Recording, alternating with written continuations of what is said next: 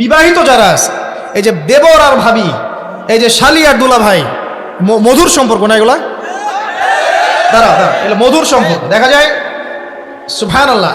এই যে আমার এখানে ফোন আছে না, আমাদের অফিসিয়াল পেজ আছে, অফিসিয়াল পেজে যত প্রশ্ন আসে দেখি ম্যাক্সিমাম জেনা কেন্দ্রিক, ব্যভিচার কেন্দ্রিক, পরকীয়া কেন্দ্রিক। একজন প্রশ্ন করেছে যে দুলা ভাইয়ের চরিত্র এত খারাপ ছিল, আর ওই মেয়ের বয়স তখন কম ছিল, 13 বছর বয়স। 13 বছর বয়সের মেয়ের দিকে সে চোখ দিয়েছে। যাকে বিয়ে করেছে তার সাথে তো সম্পর্ক আছেই। এটা কে? আচ্ছা, যাকে বিয়ে করেছে ওর সাথে তো সম্পর্ক আছেই। তারপরে আপনার শালির সাথে সম্পর্ক। এখন শালির সাথে তার 2 বছর ধরে সম্পর্ক করার পর সেগুলোর ভিডিও ধারণ করেছে, ধারণ করে তাকে ব্ল্যাকমেইল করছে যে যদি আমার সাথে খারাপ কাজে সে রাজি না হয় তাহলে এই ভিডিওগুলো ভাইরাল করে ফেলবে। এই যে অনলাইনের যুগ, এখন তো মানুষ নিশ্চিন্তে মানুষ যে একটা প্রাইভেট লাইফ লিড করবে সেটাও করতে পারে না। প্রাইভেট লাইফের সব কিছু রেকর্ডেড হয়ে যায়, হয় না? তো এটা একটা ফিতনা, মহা ফিতনা। এখন সে রেকর্ড করেছে, এইভাবে ব্ল্যাকমেইল করে এই শালীর সতীত্ব নষ্ট করলো। 1 বছর 2 বছর না, 3 বছর ধরে। এখন এই মেয়ে প্রশ্ন করছে পেজের মধ্যে যে এখন তার মানসিক অবস্থা এতই খারাপ, সে জিজ্ঞাসা করছে আমি যদি আত্মহত্যা করি তাহলে আমার পাপ হবে কিনা। এই মেয়েটা যদি আপনার বোন হতো কি করতেন আপনি? আল্লাহ না করুক এই মেয়ে যদি কারো মেয়ে হতো তাহলে কি করতেন আপনি? আপনার কাছের কেউ হলে আপনি কি করতেন? এখানে ওই শাস্তিটা না বলে সামনে যেতে পারছি না।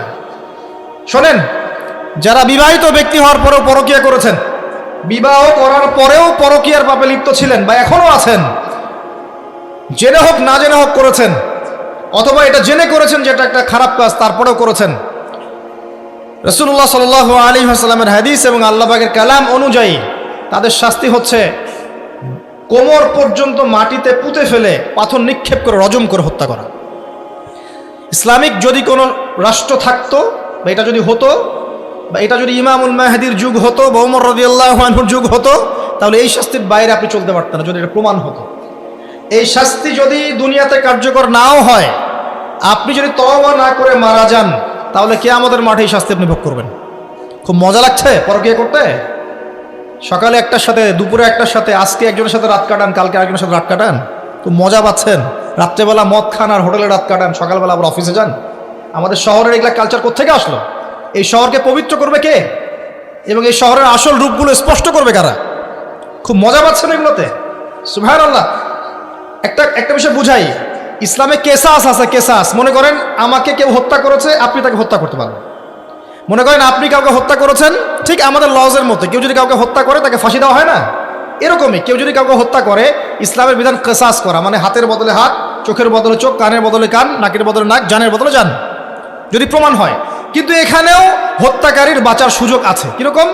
মনে করেন আপনি আমার পরিবারের কাউকে হত্যা করেছেন, আল্লাহ না করুক। এখন আপনি এসে আমাকে ক্ষমা চাচ্ছেন যে আমার ভুল হয়ে গেছে, আমি রক্তপণ দিব, আমাকে মাফ করে দেন।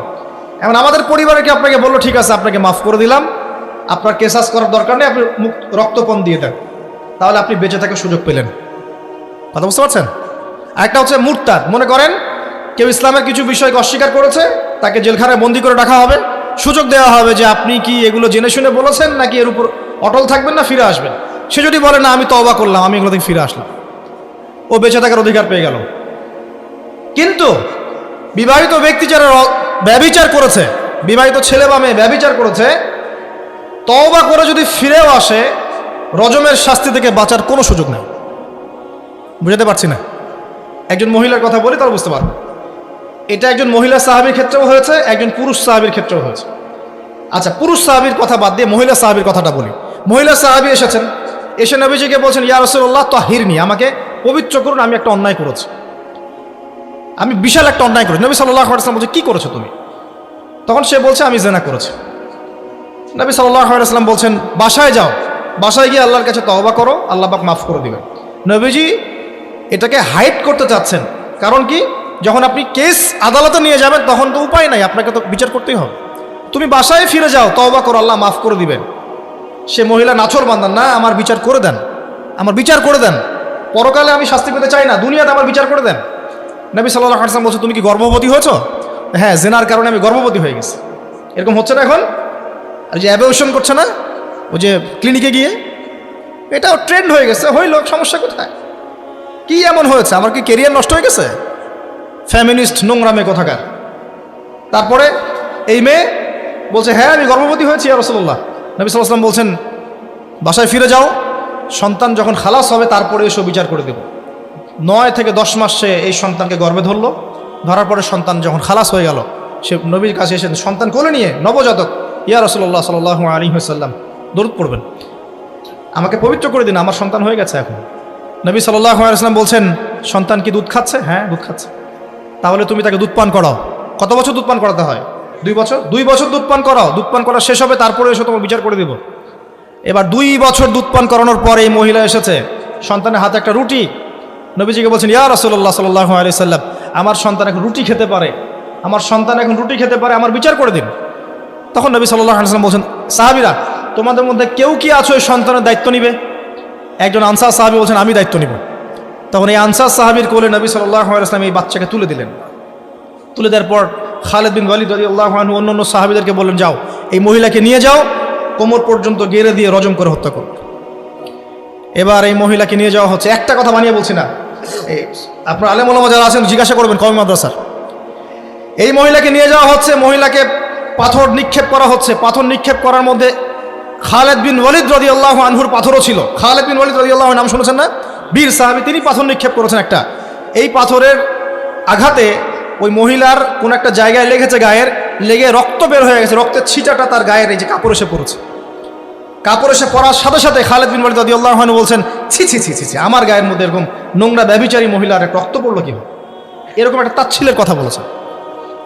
তখন নবী সাল্লাল্লাহু আলাইহি ওয়াসাল্লাম বলছেন, হে খালিদ তুমি থামো, হে খালিদ তুমি চুপ করো।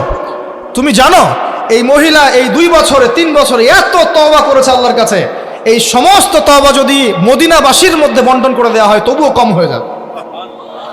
আর আমি এখন দেখছি এই মহিলা জান্নাতে সাঁতার কাটছে। আমি বুঝাতে পারছি না আপনাকে প্রিয় বোন, প্রিয় ভাই, যারা বিবাহিত হয়ে ব্যভিচার করছেন, জেনা করছেন, তিনি তওবা করেছিলেন, তওবা করেছেন, আল্লাহ পাক মাফও করে দিয়েছেন, জান্নাতে চলে গেছেন, কিন্তু পৃথিবীতে তার শাস্তি কায়েম করা হয়েছে। বিবাহিত ব্যক্তি ব্যভিচার করে ফেললে তার পৃথিবীতে বেঁচে থাকার অধিকার সে হারিয়ে ফেলে। আর এই পাপটাকে আমাদের সমাজে এত সহজ বানিয়ে দেওয়া হয়েছে, যে যার সাথে ইচ্ছা পরকীয়া করতে পারে। মেয়েও করছে, ভাবিও করছে, শালিও করে, দুলাভাইও করে, সবাই আমরা পরকীয়া করতে যাচ্ছি। পরকীয়ার সয়লাভ বন্ধ করতে হবে, পরিবারে পর্দা কায়েম করতে হবে, অপসংস্কৃতি ঠেকিয়ে দেন, এগুলা চ্যানেলগুলো বন্ধ করে ফেলেন বাসা থেকে। ইসলামিক সমাজ কায়েম না করতে পারলে আমাদের মা বোনরা সব নষ্ট হয়ে যাবে দিন দিন। আর পরিবারের ইজ্জত যখন চলে যায়, কোনো কিছুর বিনিময়টাকে ফিরে পাওয়া যাবে না। কেন পরকীয়া করতে গেছেন? আল্লাহ, আপনার যদি এতই চাহিদা থাকে আরেকটা বিয়ে করেন না কেন? বিয়ে করতে সাহস কুলায় না নাকি? বিয়ে করলে যে স্ত্রীকে নিয়ে সূর্যের আলোতে ঘুরতে হয়, ওই জন্য ইঁদুরের মতো রাতের বেলা অন্ধকারে আপনি থাকতে চান, সিংহের মতো সকালবেলা সূর্যের আলোতে স্নান করতে পারেন। কথা বুঝতে পারেন না? বিয়ে করলে স্ত্রীকে নিয়ে পুরুষের মতো, সুপুরুষের মতো সূর্যের আলোকে আপনি হাঁটবেন রাস্তায়, কাউকে ভয় করবেন? আপনার মতো কোনো ভয় কাজ করবে না। আর এখন আপনি ইঁদুরের মতো রাতের অন্ধকারে রাত কাটান অন্য মেয়ের ঘরে গিয়ে। এই শহরের এই মহামারীগুলো বন্ধ করতে হবে। আমি এই শহরের একজন শুভাকাঙ্ক্ষী বাসিন্দা, আমি এখানকার। আমি আমার চোখ দিয়ে যা দেখছি, এটা দেখার পর চুপ থাকতে পারি না। আমরা সব জায়গায় জানা দেখছি, আর মাদক দ্রব্য দেখছি, আর পরকীয়া দেখছি। পর্নোগ্রাফির তো শেষ নাই, প্রত্যেকের ফোনে ফোনে পর্নোগ্রাফি, এভরিবডি। পর্নোগ্রাফি, মাদক আর ব্যভিচার, জেনা, ফ্রি মিক্সিং অবাধে আমাদের শহরে। বস্তুবাদী তো আছেই। তো এটাকে আখিরুজ্জামানের শহর বলবো নাকি আউয়ালুজ্জামানের শহর বলবো নাকি? শুধু এই শহরের সমস্যা এটা নয়, প্রত্যেক বড় বড় শহরেই সমস্যা। ইভেন এগুলো এখন গ্রামে পর্যন্ত চলে গেছে, এগুলো গ্রামেও চলে গেছে, গ্রামে আরো বেশি আছে।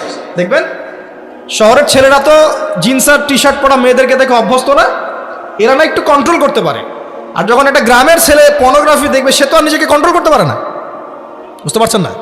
আমাদের শপিং মলগুলোতে গেলে আমরা দেখি টি শার্ট আর গেঞ্জি পরা মেয়ে ঘুরছে, তাই না? এটা দেখতে দেখতে অভ্যস্ত আমরা, এই জন্য আমরা কন্ট্রোল করতে পারি কিছুটা হলেও, তাই না ছেলেরা? কিন্তু গ্রামের ছেলে মেয়ে যারা, তারা কিন্তু পর্ন দেখলে আর কন্ট্রোল করতে পারে না। এবং গ্রামে ধর্ষণ দিন দিন বাড়ছে, day by day, day by day. এই সমস্যাগুলো বড় বড় প্রত্যেক বিগ সিটিজ অ্যান্ড টাউনে এই সমস্যা, একই সমস্যা। এগুলো ছড়ালো কারা? ওই পশ্চিমাদের থেকে এই সমস্ত বিশ্বে এগুলো ছড়িয়ে গেছে। এরা এমন একটা সভ্যতা যারা প্রত্যেকটা পাপকে গ্লোবালাইজেশন করে দিয়েছে। সুদ খেয়েছে, সারা বিশ্বে ছড়িয়ে দিয়েছে। মদ খেয়েছে, সারা বিশ্বে ছড়িয়ে দিয়েছে। জেনা করেছে, সারা বিশ্বে ছড়িয়ে দিয়েছে। ফ্যামিলিস্ট রেভলিউশন সারা বিশ্বে ছড়িয়ে দিয়েছে। ব্যাংকিং, সুদভিত্তিক ব্যাংকিং সিস্টেম সারা বিশ্বে ছড়িয়ে দিয়েছে। প্রত্যেকটা সমস্যা দেখবেন ওখান থেকে সারা বিশ্বে ছড়িয়ে গেছে। আর আমরা মনে করি ওরাই নাকি মানবতার মুক্তির পথ দেখাবে। সুবহানাল্লাহ। ওরা তো ছেলে ছেলে বিয়ে করে। যে সম্প্রদায় ছেলে ছেলে বিয়ে করে, ও আমাকে ভালো মন্দ শিখাবে? ওখানে তো একটা প্রত্যেক 10 সেকেন্ডে একটা করে মেয়ে রেপ হয় আফ্রিকান কন্টিনেন্টে। জার্মানির, আমি পর্নোগ্রাফির একটা লেকচার দিয়েছি, দেখবেন নীল দর্পণ, ওখানে সব ডিটেলস দিয়েছে। জার্মানি, ব্রিটেন বলেন, আমেরিকা বলেন, এই প্রত্যেকটা কান্ট্রির মধ্যে প্রত্যেক মিনিটেই একটা করে মেয়ে ধর্ষণের শিকার হচ্ছে। ওরা আমাকে শিখাবে নারীর স্বাধীনতা, অধিকার? আমার কাছে কোরআন এবং সুন্নাহ আছে, রাসূল আছেন, আমার কাছে আল্লাহ আছেন। এগুলোকে বাদ দিয়ে তোমার কথা শুনতে হবে আমাকে? এরা আমাদেরকে বাঁচাবে না, বরং এরা সারা বিশ্বে ইয়াজুজ মাজুজের মতো ফিতনার ফাসাদ সৃষ্টি করে বেড়াচ্ছে। আসুন, একটা ব্যাখ্যার অনেক কথা হয়ে গেল। আল্লাহর ওয়াস্তে যুবক যুবতী যারা আছো, লেকচার যদি কানে যাবে, আজকেই জেনা থেকে তওবা করতে হবে। জেনার ধার কাছে যাওয়া যাবে। হালালভাবে বিয়ে করো। যদি তোমার খুব যৌন চাহিদা থাকে, তোমার অনেক চাহিদা, তোমার অনেক সম্পত্তি আছে, ব্যালেন্স করতে পারো, একাধিক বিয়ে করো, কি সমস্যা? পরকীয়া করতে যাচ্ছেন কি জন্য? করবেন না। আর হালাল উপার্জনের সোর্স হয়ে গেছে, অবিবাহিত থাকার দরকার নাই, বিয়ে করে ফেলেন। বিয়ে আপনার জীবনটাকে সুশৃঙ্খলতা নিয়ে আসবে। আমি গার্ডিয়ানদেরকে রিকোয়েস্ট করবো যে বিয়েটাকে সহজ করে দেন, কঠিন জটিল করেন না, জেনা বাড়তে থাকবে। না হলে যে সন্তান, যে ছেলেটাকে মেয়েটাকে ছোট মনে করছেন না, ছোট নাই, সে অলরেডি 4-5 ঘাটের পানি খেয়ে আসছে, দেখবেন। আপনারা পরিসংখ্যান দেখেন, বাংলাদেশের ইয়াং ইউথ জেনারেশন যারা আছে, এদের মধ্যে ম্যাক্সিমামই বিবাহ বহির্ভূত সম্পর্ক স্বাদ পেয়ে গেছে অলরেডি। স্কুল কলেজ পাশ করেনি, এখন পর্যন্ত যৌন সম্পর্ক করে বসে আছে। আর ছোট ছোট মেয়েগুলোকে ছোট মনে হয়, বদের হাড্ডি সবগুলো। সব জায়গায় দেখবেন এরা বেশি বদের হাড্ডি। কেন বলছি জানেন? এরা ছেলেদেরকে সিডিউস করে। ভালো মেয়ে কোথায় খুঁজে পাবেন এখন? খুব রেয়ার, খুব ডিফিকাল্ট, খুবই ডিফিকাল্ট। এমনকি আর ভিতরে কথা বলতে গেলাম না, আমার ফ্যামিলির, আমাদের স্ত্রীরা তো মাদ্রাসায় পড়েছে, পড়ে নাই? ভিতরে কথা বলতে গেলাম না, মাদ্রাসায় পড়া মেয়ে কেমন করে এগুলা কাজ করতে পারে? অতএব বিয়েটাকে সহজ করেন, জেনাটাকে বন্ধ করেন, পরকীয়া রাস্তা বন্ধ করেন। এগুলোর শাস্তি দুনিয়াতে না পেলেও পরকালে পেতে হবে। কিন্তু রাসূলুল্লাহ সাল্লাল্লাহু আলাইহি ওয়াসাল্লাম মেরাজের রাতে গিয়ে দেখে এসেছেন যে একটা চুলা দেখেছেন, চুলা, তন্দুর চুলার মতো, নিচের দিকটা ফাঁপা, উপরের দিকটা সরু, আগুন জ্বলছে দাউ দাউ করে, এক শ্রেণীর মানুষকে পোড়ানো হচ্ছে। আগুন যখন ফ্লো বাড়ছে, মানুষ উপরে আসছে, ফ্লো কমছে, নিচে নামছে, এভাবে আর কি। রাসূলুল্লাহ সাল্লাল্লাহু আলাইহি ওয়াসাল্লাম জিজ্ঞাসা করলেন, ইয়া জিবরিল, এরা কারা? জিবরাইল আলাইহিস সালাম বলছে, এরা আপনার উম্মতের সেই সব ব্যক্তি যারা জেনার পাপে লিপ্ত ছিল, এবং তাদের এই আযাব থেকে এত দুর্গন্ধ বের হচ্ছে কল্পনা করতে পারবেন না। আর এক শ্রেণীর লোককে দেখেছেন, সামনে এই যে ভালো গোশত, পাশে খারাপ পচা গোশত, বসে বসে পচা গোশত খাচ্ছে, ভালো গোশত খাচ্ছে না। শাস্তি হচ্ছে কবরে, বারজাখের জগতে। নবী জিজ্ঞাসা করছেন, এরা কারা? জিবরাইল আলাইহিস সালাম বলছে, এরা হচ্ছে আপনার উম্মতের সেই সব ব্যক্তি যাদের ঘরে পবিত্র স্বামী ছিল, পবিত্র স্ত্রী ছিল, তাদের সাথে সন্তুষ্ট না থেকে তারা পরকীয়া করেছে। আল্লাহ পাক আমাদের শহরটাকে হেফাজত করুন। আমি এখানে একটাই সলিউশন, ইসলামিক অনুশাসন, আদারওয়াইজ অন্য কোনো সলিউশন নাই। কতক্ষণ ভালো থাকবেন আপনি? চতুর্দিক থেকে আপনাকে জেনায় উদ্যুক্ত করা হচ্ছে। আপনি অনলাইনে ঢোকেন, এই যে ফোনটা নেন, ফেসবুকে ঢোকেন, ইউটিউবে ঢোকেন, খালি জেনা আর জেনা। মানে জেনাটাকে এমনভাবে দেখানো হয় যে কি যে মজার একটা বিষয়, কি যে মজা একটা। অথচ জানেন, জেনার মধ্যে যার্রা পরিমাণ কোনো সুখ নাই। আপনি হালালভাবে বিয়ে করেন, আপনি যে সুখটা পাবেন, আপনি শত শত জেনা করলে সে সুখ পাবেন না। এটাকে দেখানো হয়, এই যে পর্নোগ্রাফি যা দেখায়, সবই ভুয়ার, বানোয়ার। এটা টোটালি বানোয়ার জিনিস। শুটিং আছে না, শুটিং, ওই যে নায়ক নায়িকা নাচানাচি করে, শ্যুট করে না, ঠিক সেমভাবে এটাকে শ্যুট করা হয়। এগুলো শুটিং, জাস্ট, আর কিছু না। তো কেন ছড়িয়ে দেওয়া হলো? কারণ মুসলিমদের ইমান, তাদের তাকওয়া, তাদের কলবের যে নূর, এটাকে নষ্ট করার জন্য। কারণ মুসলিম যুবকরা যদি ইসলামের আলোয় উদ্ভাসিত হয়, তাদেরকে ঠেকানো এত সহজ নয়। তাদের দ্বারা ইনশাআল্লাহ দেশ, জাতি এবং উম্মার খেদমত হবে। এই কারণে তারা সুকৌশল এটা করেছে। আসেন, অনেক লম্বা না করে আমি ফিনিশিংয়ের দিকে টানছি এখন এদিক থেকে। দ্বিতীয় ব্যাখ্যা এটা হতে পারে যে সমাজে ন্যায় অন্যায়, হক বাতিলের মানদণ্ডই কি হবে? উল্টে যাবে। উল্টে গেছে কি না? মানুষ এখন মিথ্যাবাদীকে সত্যবাদী মনে করে কিনা? এবং ওয়ার্ল্ডে যত বড় বড় মিথ্যা নিউজগুলো হয় সবাই এগুলোকে সত্য মনে করে না? আর সত্য নিউজগুলোকে মানুষ মিথ্যা মনে করে। আমানতদার একটা ব্যক্তি বলে যে চরম খেয়ানতকারী ব্যক্তি বলে আমানতদার। যার চরিত্র দেখবেন সবচেয়ে খারাপ, ওকে বলছে একেবারে কি চরিত্র, মহান চরিত্র অধিকারী। আর সবচেয়ে উন্নত চরিত্র অধিকারী নবী সাল্লাল্লাহু আলাইহি ওয়াসাল্লামকে মানুষ গালি দেয়, তাই না? তো দেখেন মানদণ্ড উল্টে গেছে।